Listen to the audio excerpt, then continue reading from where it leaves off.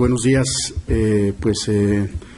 Agradezco la oportunidad de poder conversar contigo, con tu extenso auditorio, sobre problemas que realmente, en mi opinión, le interesan a la gente, porque tienen que ver con su seguridad, tienen que ver con la tranquilidad, y a mí me parece que son temas que miden y nos están reflejando el interés de la clase que ha gobernado a esta ciudad, en particular en lo que se refiere a la cuenca del Valle de San Luis, el perfil y el tipo de gobernantes que hemos tenido. ¿Cómo mides tú un gobierno eficiente? Bueno, pues por los resultados. Ahí es donde tú te estás dando cuenta de la manera en cómo están asumiendo esa responsabilidad, esa confianza que el pueblo popular, el pueblo a través de su voto popular, pues les ha conferido el poder. Dicho esto, nos interesa mucho, en los últimos años hemos estado investigando una serie de problemas en la cuenca del Valle de San Luis por varias razones. Una de ellas es el evidente deterioro que estamos observando en nuestro entorno, en nuestro hábitat, y la preocupante desidia del poder de la plutocracia que en la cuenca del Valle de San Luis pues ha mantenido sobre esos problemas, es decir, la desatención que ha generado que estos problemas se hayan venido agravando y se han agravado a extremos, me parece a mí, bastante delicados, bastante preocupantes, que es necesario poner sobre la mesa del debate, sobre la mesa de la discusión. Hay problemas estructurales que he definido desde hace algunos años que estamos padeciendo los que habitamos en la cuenca del Valle de San Luis. Como te puedo referir, en particular, desde mi punto de vista, las aguas superficiales en la cuenca del Valle cada vez es un problema más grave. Cada año que pasa se agudiza ese grave problema. Las aguas profundas, que son de las que estamos nosotros disponiendo más del 80% desde hace más de tres décadas, y esto ha generado problemas adicionales, como son el debilitamiento de nuestra estructura de rodamiento por donde está la ciudad de San Luis Potosí y Soledad de Graciano Sánchez. Se ha debilitado la base sobre la que nosotros estamos. Tenemos otro problema de carácter estructural, como son las inundaciones. Este tema en particular me parece a mí que es uno de los que, en realidad, todos estos que te estoy señalando, desde el poder, desde la plutocracia, es decir, desde la oligarquía y el poder político, simplemente no se han enfocado a buscar la manera de resolver estos problemas que dañan, fíjate bien, dañan al 44% de la población que se concentra en la cuenca del Valle de San Luis, que es de todo el estado. Entonces, aquí lo que estamos diciendo es que en el Valle de San Luis Potosí habitamos 1.250.000 habitantes. Eso en sí mismo te representa una relevancia de la mayor importancia para que cualquier gobernante pues pusiera atención en atender este tipo de problemas. ¿Qué ha sucedido? Bueno, pues no ha sucedido más que la desidia, el desinterés. Entonces, el problema de las inundaciones suponen, quizás porque llueve poco, y cuando llueve pues sí genera malestar. Una pequeña llovizna pues ya te inunda sectores amplios de la ciudad, sobre todo en las partes bajas. Y pues el malestar dura, pues lo que duran las lluvias, duran una semana, 2 semanas, y la mayor parte del año esta burocracia supone pues no pasa nada. Pero ahí se equivocan, porque en nuestro devenir histórico nos enseña, nos demuestra que las potosinas y los potosinos hemos sufrido tragedias que han costado la vida de centenares de potosinas y potosinos, en su inmensa mayoría de las clases más desposeídas, de las clases más bajas desde el punto de vista socioeconómico. Y ahí también, en esta investigación que desarrollo en el libro Siglos de Indolencia y Corrupción, que está circulando para el debate, ya tiene 2 años este libro, ¿sí? En este libro abundamos nosotros sobre el problema de las inundaciones y nos parece que ahí presentamos primero una discusión desde el punto de vista histórico, una discusión con elementos técnicos científicos, en donde nosotros estamos pues delineando el comportamiento de esa plutocracia que ha sido en gran medida, como lo demostramos y como ahorita lo vamos a platicar, la responsable de esas tragedias que hemos tenido a lo largo de nuestra historia y que hoy en día pues estamos en mayor riesgo que nuestros ancestros. Tenemos también otro problema de carácter estructural, que es el urbanismo. Cualquiera que habite, que camine por la ciudad, pues se encuentra con una ciudad caótica, una ciudad verdaderamente con una vialidad terrible, ¿no? Todas las calles destrozadas, por un lado, pero sin ningún orden en su crecimiento, que produce el caos vial que todos los días padecemos. Miles de horas, hombre, perdidas. Es un problema de carácter económico, de carácter ecológico, porque todos esos automotores circulando en ese caos vial, pues te generan un calor que te produce que pues los ecosistemas de nuestro valle sufran un deterioro cada vez más acelerado, y el dióxido de carbono que emiten diariamente cientos de miles de automotores.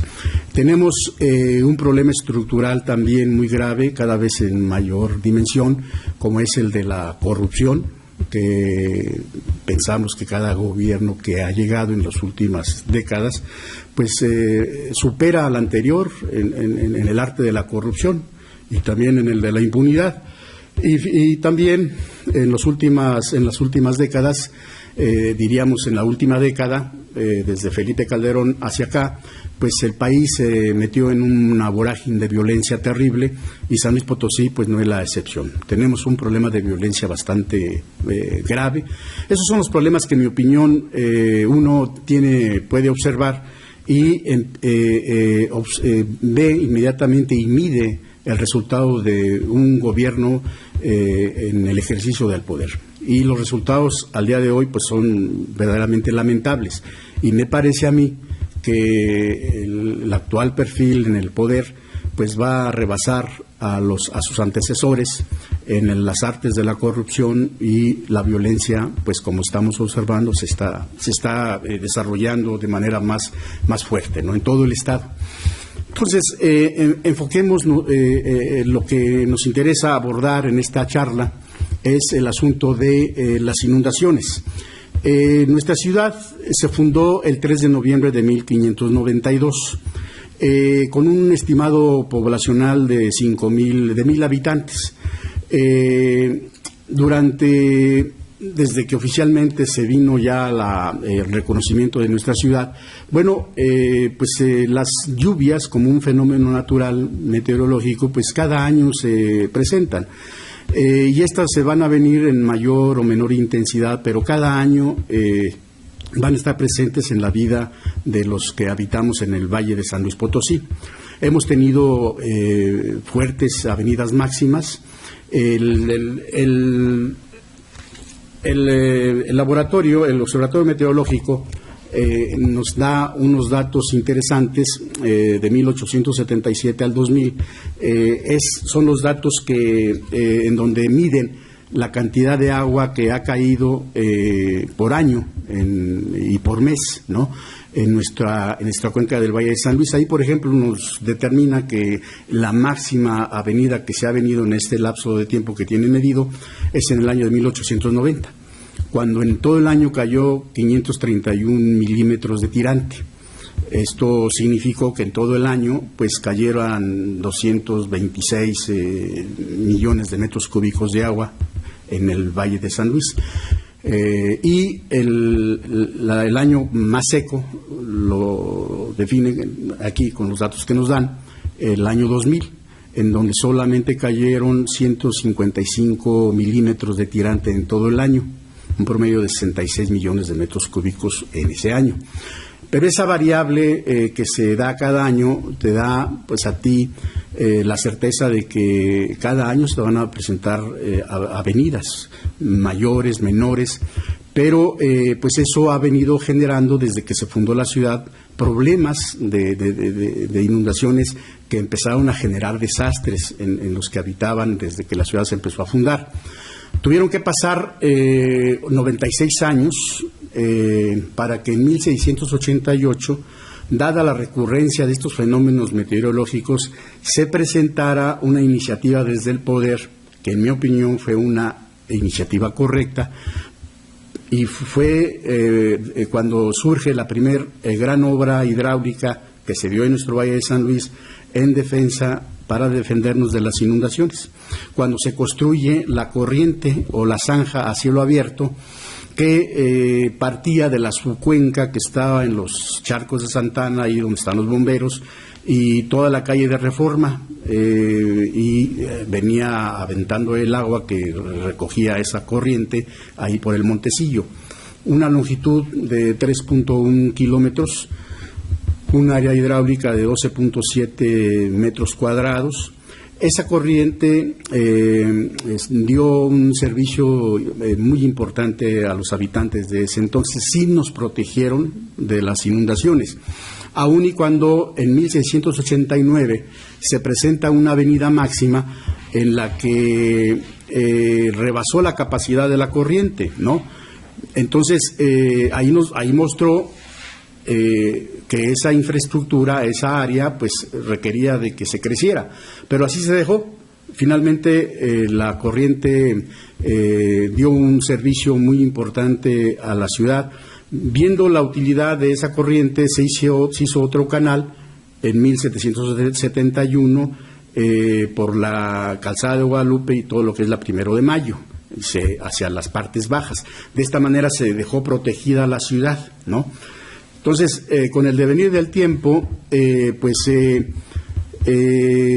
prestó los servicios, no hubo mayor problema, pero en 1881, aquí es donde empieza a aparecer la influencia en las tomas de decisiones de una oligarquía que, no pensando en el bienestar social, sino todo lo contrario, pues empiezan a tomar determinaciones en este sentido de la corriente, y se toma una decisión arbitraria que pues generó posteriormente la primera tragedia documentada en materias de inundaciones, porque los funcionarios públicos representantes de esa oligarquía, José Encarnación y Piña y Matías Hernández Oberón, determinaron obturar la corriente, es decir, taparon toda la corriente y en su lugar dejaron un caño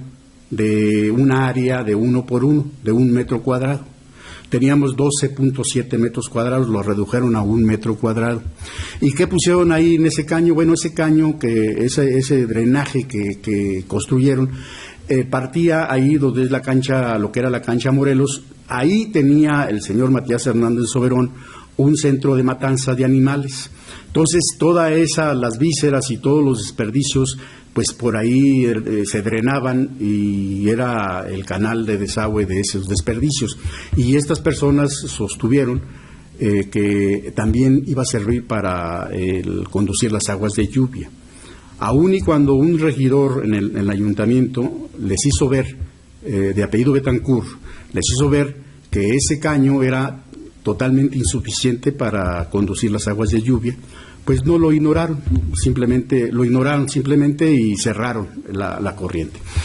Pasaron 5 años, no hubo problema porque las precipitaciones pluviales no fueron de mucha consideración, y se viene en 1887.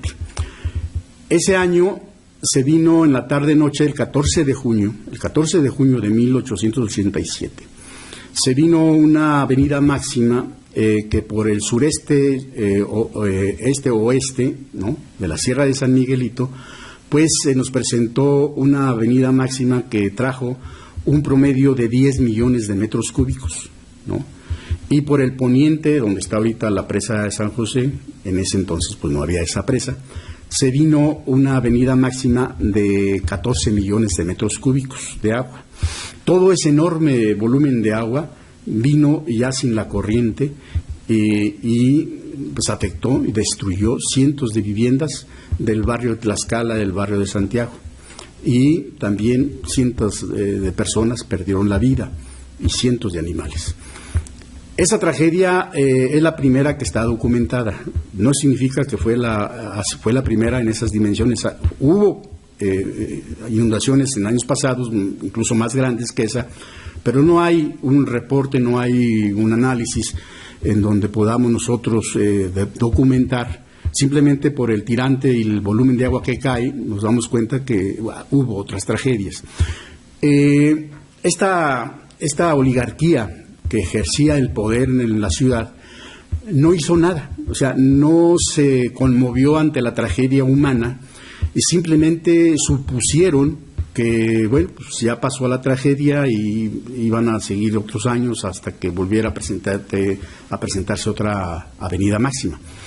Para la mala suerte, no solamente de esa oligarquía corrupta, ¿no?, sino para la población sobre todo, el año siguiente, en 1888, casi el mismo día, el 18 de junio de 1888, se viene una precipitación mayor que la que se tuvo en 1887, mayor casi en un 50%. De tal suerte que por la sierra del suroeste o oeste de la Sierra de San Miguelito se vino una avenida de 15 millones de metros cúbicos y por el sector poniente una avenida de 21 millones de metros cúbicos. Entonces ese enorme volumen de agua pues volvió a repetir la tragedia, ¿no?, de la pérdida de vidas humanas y más viviendas que se perdieron. Y siempre los más afectados son las clases más débiles económicamente. Barrio de Santiago, barrio de Tlaxcala, las partes bajas, porque es ahí donde va a fluir el agua por relación de la gravedad. Solo entonces esta oligarquía y el poder se conmovieron y al día siguiente de esa tragedia ordenaron la reapertura de la corriente, de la histórica corriente. Le rehabilitaron los 12.7 metros cuadrados de área hidráulica. Bueno, esta investigación nos permite ver cómo la plutocracia, que ha gobernado durante siglos nuestra ciudad, nuestro entorno, pues ha pensado solamente en la utilidad de sus fortunas. No les ha interesado el dolor humano, no les ha interesado que la sociedad tenga cada vez mejores condiciones de vida, más tranquilidad. Esas tragedias nos están dejando constancia de eso. Los responsables tienen nombre y apellido. Ahí lo estamos señalando con mucha seriedad. No es un asunto de descalificar a nadie, eso es lo que nos arroja la investigación y eso es lo que nos arrojan los datos. Se presenta otra tragedia, la mayor tragedia en materias de inundaciones que nuestra ciudad ha tenido registrado, en 1933, pero el origen de esa tragedia se remota al año de 1895. ¿Qué sucedió en ese año?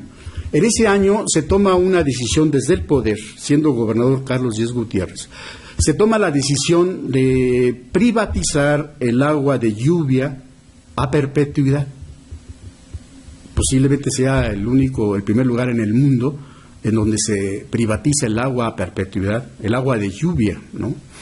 Y nuevamente el gran negocio, ¿no?, a esa oligarquía, dan forma a lo que se llamó la empresa Aguas de San Luis Potosí, Sociedad Anónima.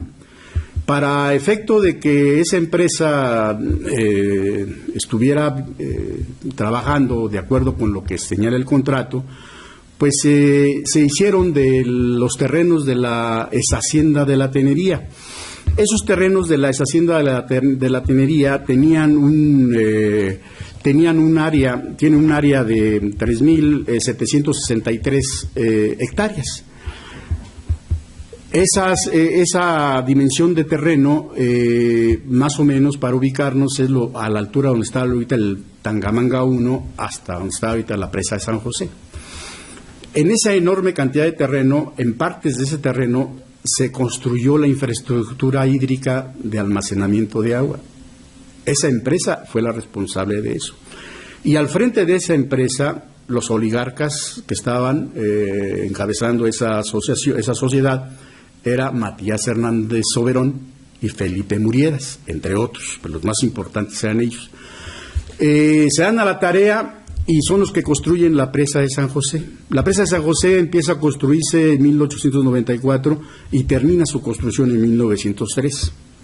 El primer lleno histórico que tuvo la presa de San José fue el 3 de septiembre de 1903.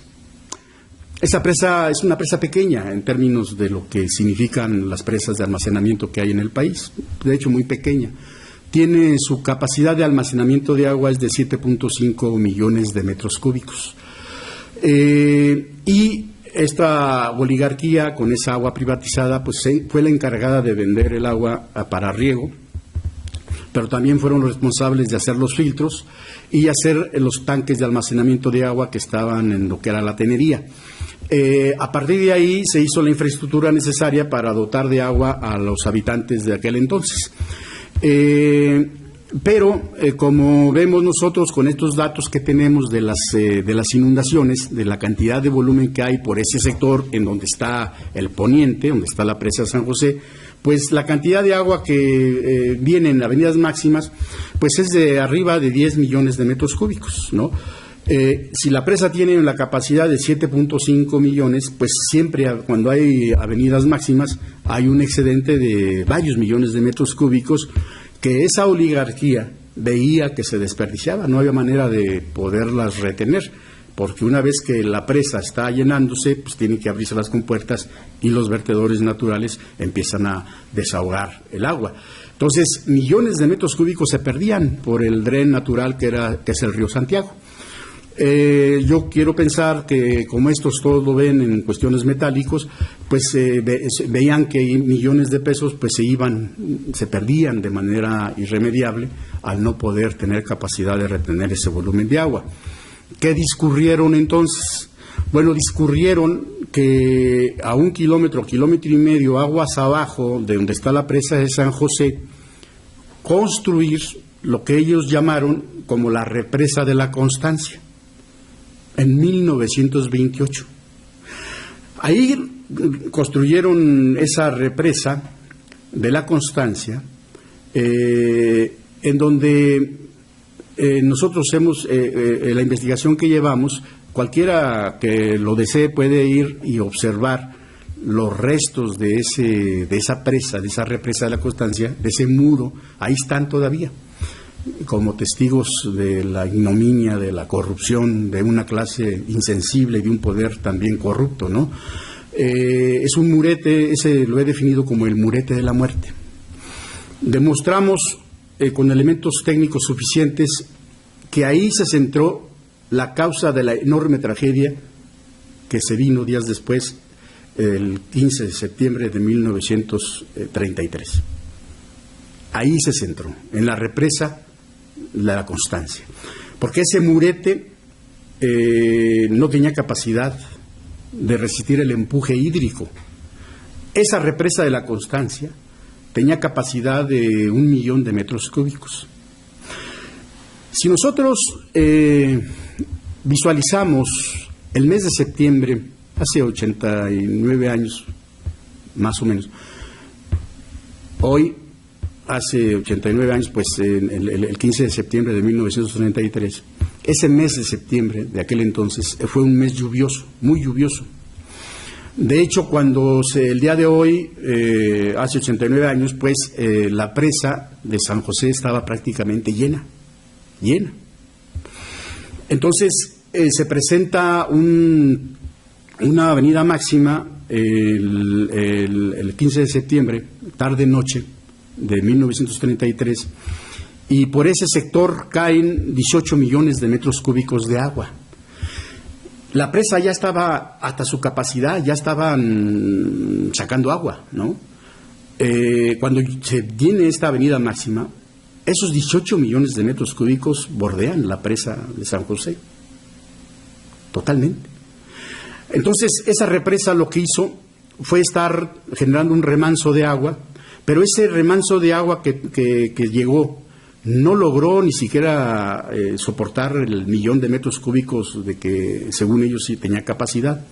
Se rompió mucho antes, pero de tener ese 1.000.000, pero al romperse ese volumen de agua que almacenó, al romper el muro, generó una especie de ola, una especie de chicotazo de agua, que con los 18 millones de metros cúbicos que se estaban de manera ininterrumpida llegando en esa avenida máxima, pues generó una fuerza poderosa, destructiva, que es lo que las crónicas de esa época nos señalan, que fue tal la fuerza que los puentes peatonales, los puentes vehiculares para carretas que existían sobre el río Santiago, fueron hechos polvo, fueron hechos añicos, y cientos, pero muchísimas viviendas fueron barridas totalmente, fueron demolidas totalmente. Fue en la tarde-noche. Muchas gentes estaban dormidas, ya no pudieron despertar. Hubo cientos de potosinos que murieron por esa tragedia. Pero esa tragedia fue producto de esa indolencia, de esa ambición desmedida, de esa oligarquía que solo piensa en la utilidad. Ese murete de la muerte, nosotros hacemos el cálculo estructural. En ingeniería se le conoce como muros por gravedad. Esto significa que esas son obras que el puro peso propio de ese muro tiene capacidad de soportar un empuje, sea de tierra, en este caso fue de agua. Y esos muros en las partes bajas, que es donde se presenta la mayor fuerza, ese muro en particular, con el empuje de agua que tenía diseñado, tenía que tener de 3 a 4 metros de ancho, y van reduciendo conforme va la altura subiendo. Ese murete tenía 40 centímetros de ancho, y es un espesor constante. Hicieron una barda.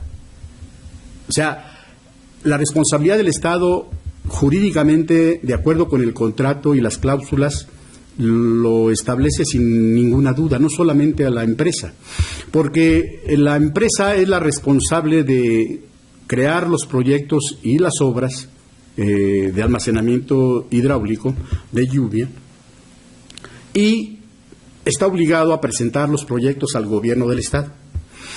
El gobierno del Estado tiene 3 meses para revisar esos proyectos y hacerle las observaciones pertinentes. Dice la cláusula que si en ese lapso de 3 meses el gobierno no opina nada, se da por entendido que está de acuerdo con el proyecto que la empresa le está presentando. Entonces, es ineludible la responsabilidad del gobierno y de la empresa. Fue, en mi opinión, eso fue un crimen de Estado, porque fue producto de que el Estado fue negligente y permitió que se construyera esa trampa mortal. 5 años después, dado el repudio que se generó, y dado que no pudieron, ellos trataron de disfrazar la tragedia, quitándole responsabilidad a la empresa, porque 15 días después el 30 de septiembre de 1933, la revista Alas, propiedad del Ejército, saca un reportaje sobre eso y le echa la culpa a la represa de la Constancia, porque esa, dicen ahí, de manera obviamente falsa, que esa represa estuvo construida mucho antes que la presa de San José. Eso es falso, tratando de quitarle la responsabilidad a la empresa. Lo rescatable de ese trabajo es la crónica que hace de la tragedia, de los muertos y demás. Pero la responsabilidad fue de la empresa, de esa oligarquía corrupta.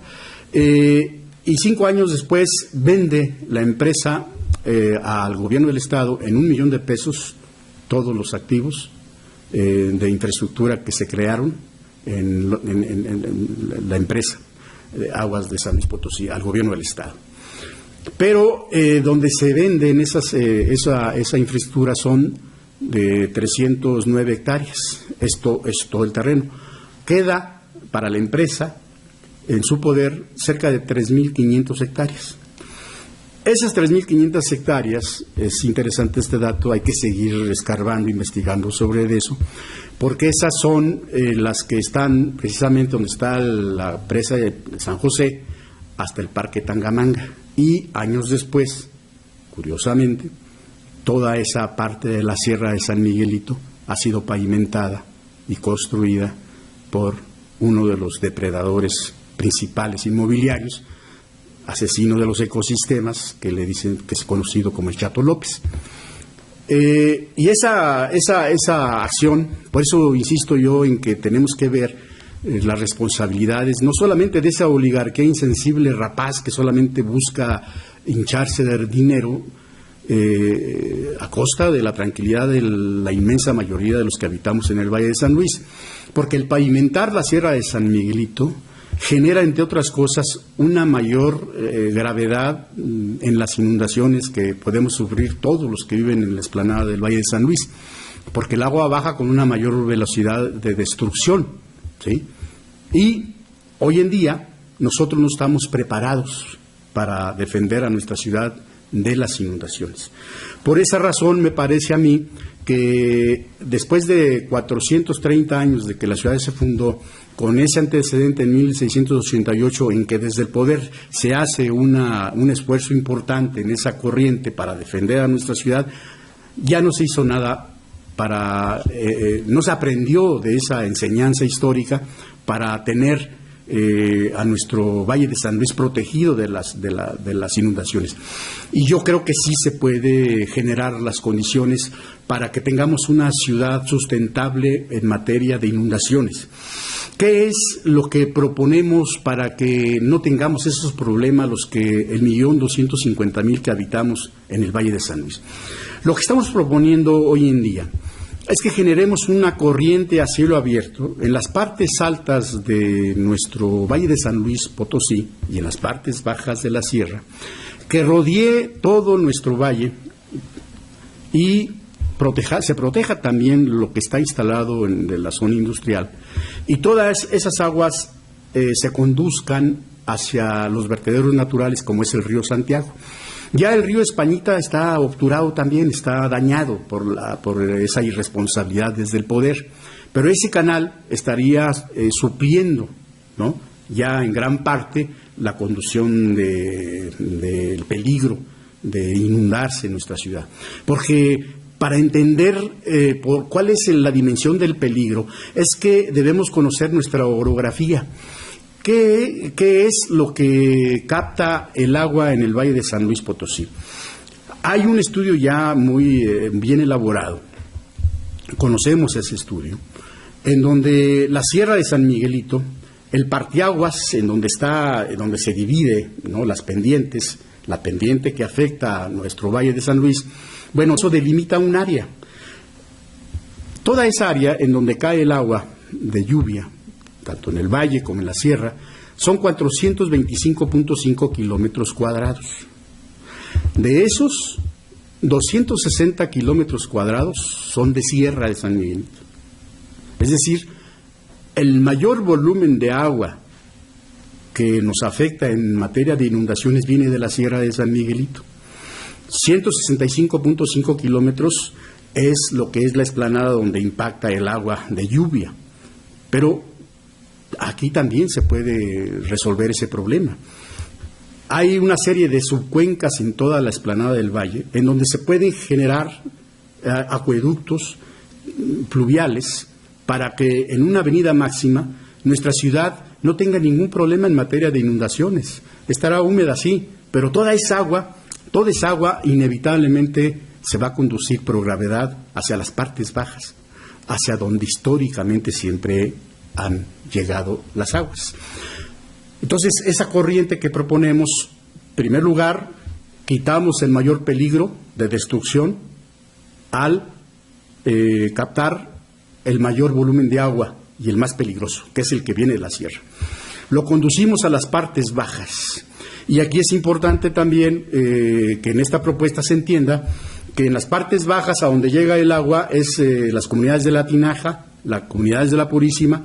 Ahí se tiene que generar un proyecto también de protección, de infraestructura necesaria, la que haga falta, para proteger a todos esos habitantes que existen actualmente. Y ahí hay una explanada a los pies de la Joya Honda, enorme explanada, en donde podemos obligar a que toda el agua de lluvia llegue ahí y se genere un lago artificial que por otro lado nos va a permitir la recarga de nuestros acuíferos, en particular el acuífero profundo. Pero también adicionalmente a esto tenemos otra propuesta que me parece importante estarla debatiendo. Dada la aridez que a través de los siglos tiene la Sierra de San Miguelito, pues estamos proponiendo sembrar miles de presas de gavión, que son estas obras de ingeniería. El propósito que tienen es quitarle la velocidad al agua. Pero estas presas de gavión que se colocan en el entorno de las miles de corrientías que hay sobre la sierra, al transcurso de los años nos viene permitiendo, dada que del escurrimiento que hace, acarrea sedimentos, va formando terraplenes, y sobre esos terraplenes podemos ir reforzando la reforestación de nuestra Sierra de San Miguelito.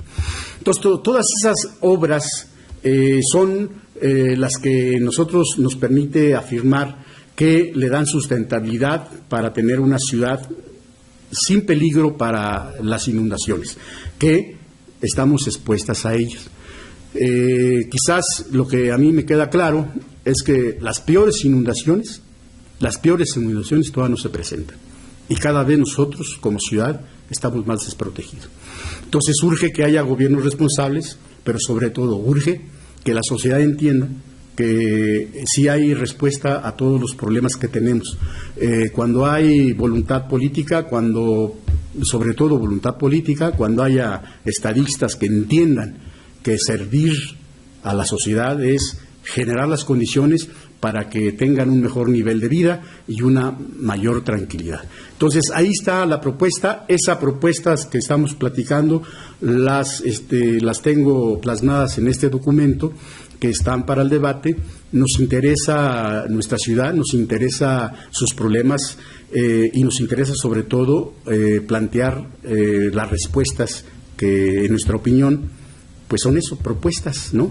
No son las mejores, seguramente no, pero son nuestras propuestas argumentadas del por qué las estamos haciendo, y en ese debate que ojalá se dé, pues se pueden mejorar o pueden desecharse. Pero cuando esto suceda, bueno, pues es que van a venir mejores propuestas. Y siempre hemos sostenido que en esa dinámica, en esa dialéctica del debate público, pues el que gana siempre va a ser la sociedad. Y de eso se trata.